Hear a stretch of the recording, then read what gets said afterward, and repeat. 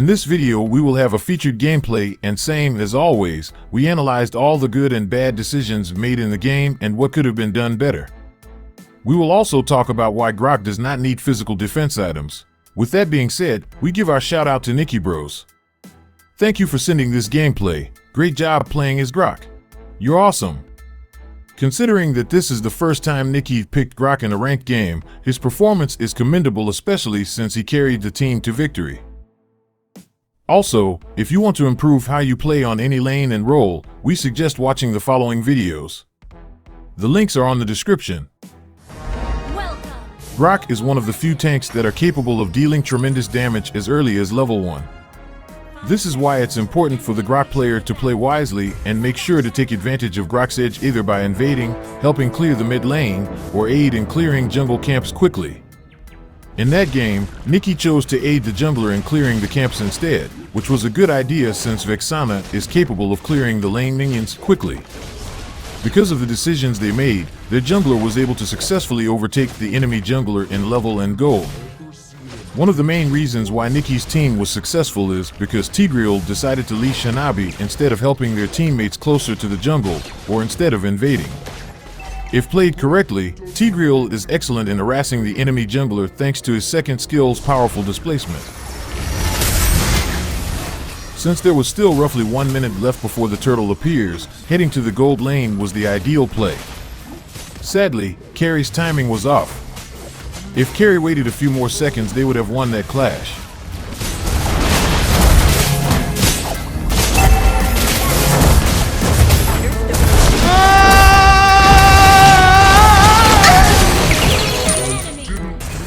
There was only less than 20 seconds left before the turtle appeared, so it was definitely a good idea for Grock to head to the turtle. Grock should scout the area for any hidden enemies in order to prevent them from securing a gank. Usually, players tend to gank the lane closest to the turtle, and that is done in order to lessen the pressure from securing the turtle from the enemies.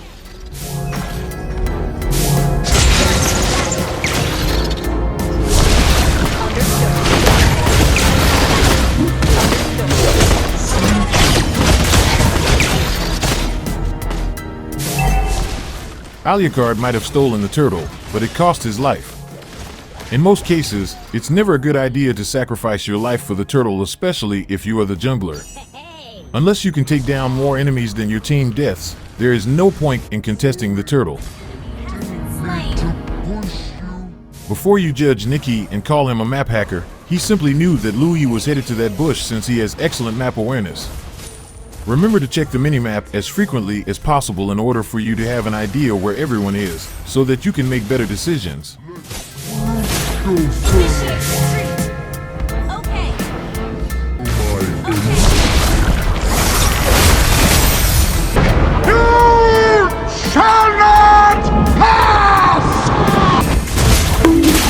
Ginagawa mo!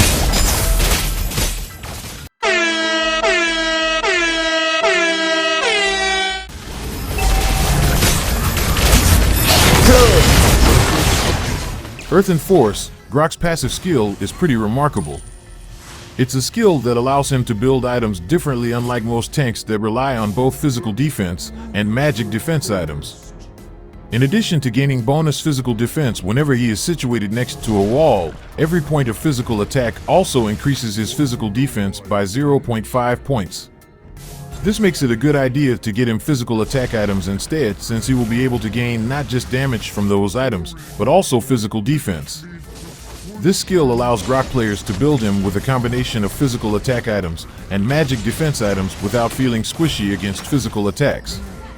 In addition to that, Power of Nature, Grock's first skill, gains tremendous damage from physical attack, turning him into a tank that is not just capable of protecting allies and pinning down enemies from their tracks, but also a tank capable of dealing tremendous damage.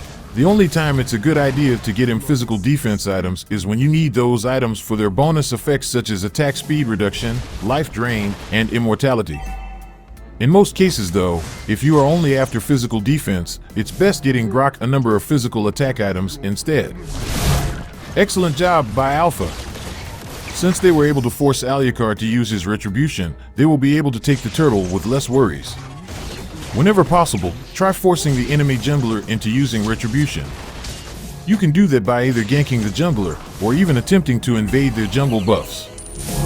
Since Alucard knew his odds of securing the turtle were pretty slim, he decided to take some jungle camps instead. That is a good way of preventing yourself from getting gapped too much. Never ever force taking the turtle if the odds are against you. Unless your hero has a way of stealing the turtle without challenging death, just go do something else to minimize the negative impacts.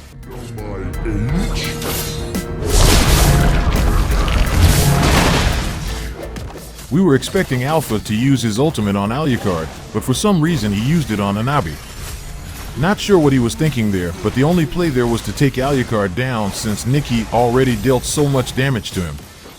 Because of Alpha's misplay, they ended up losing a clash which they should have easily won.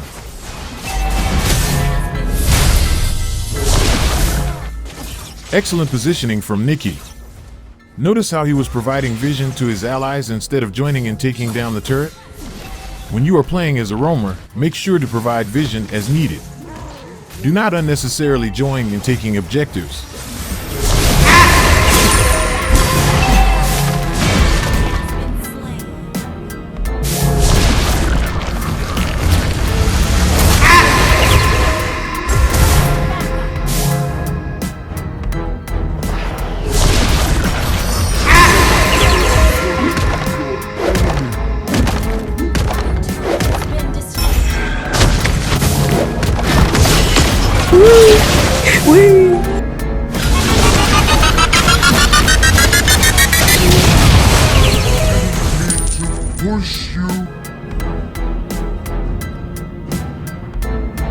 I will build a great, great wall.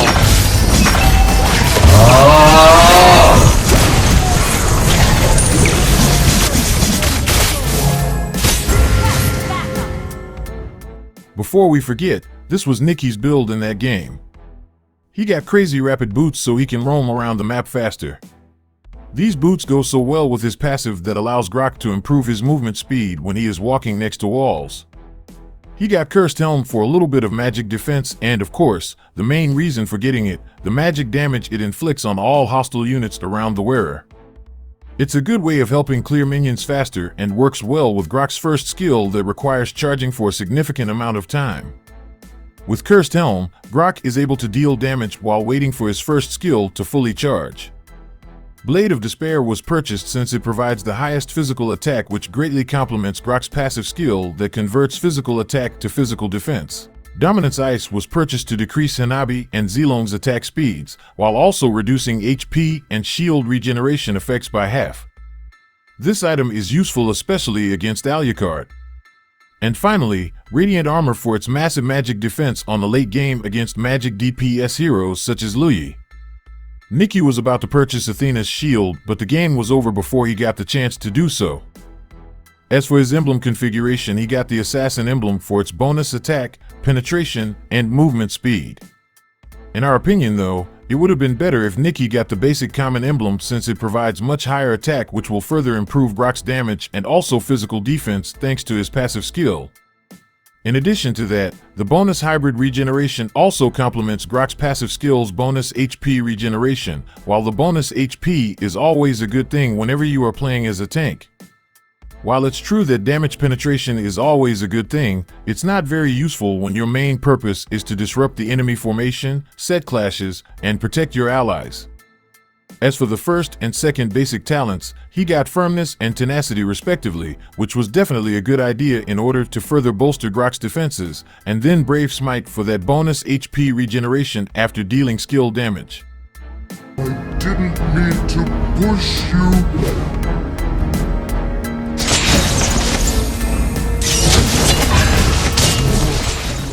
Grock wouldn't have died if his teammates were paying attention. Try your best to take a quick look at the mini-map as frequently as possible. If Ruby and Carrie were there 1 second earlier, the outcome of that clash would have been different. Since the Lord has been summoned by the opposing team, they should divide and try their best to defend the remaining turrets and clear any nearby enemy minions, especially the mid-lane inner turret. Once that's lost, the enemies will have better control over these areas, which they can use to gank Nicky's team.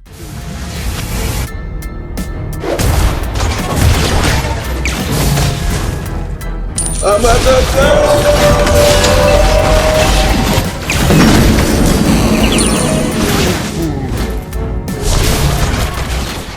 Great job for luring the Lord away from the lane. Nicky just gave their team a chance to prevent the Lord from dealing tremendous damage to their bottom lane inhibitor.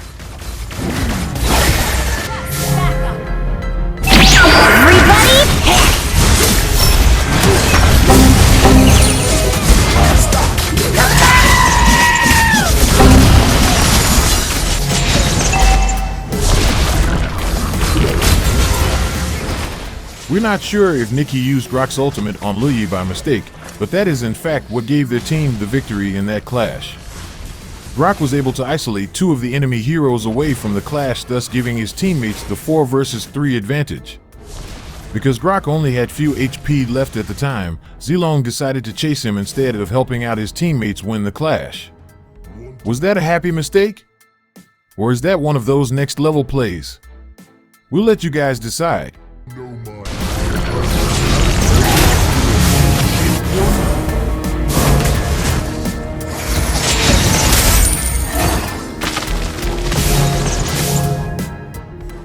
As you saw, instead of unnecessarily joining the fight, Nicky instead decided to stay outside of battle and provide vision. Since he was there, Zilong was also left with 0 escape paths. That was a very good decision.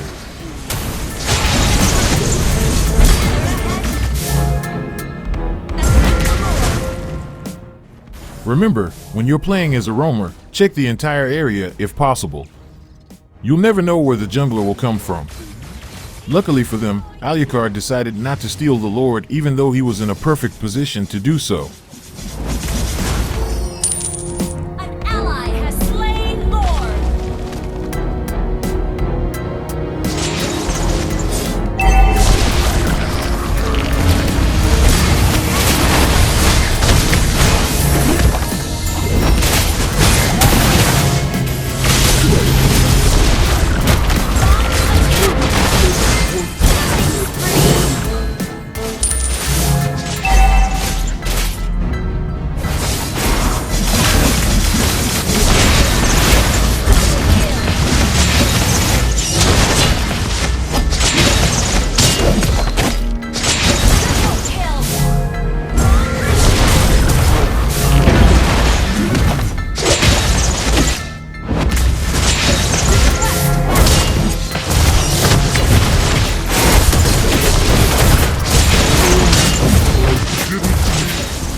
That concludes our Mobile Legends content for today.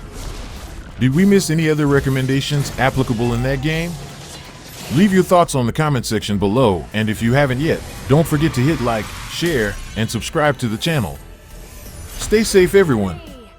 Peace.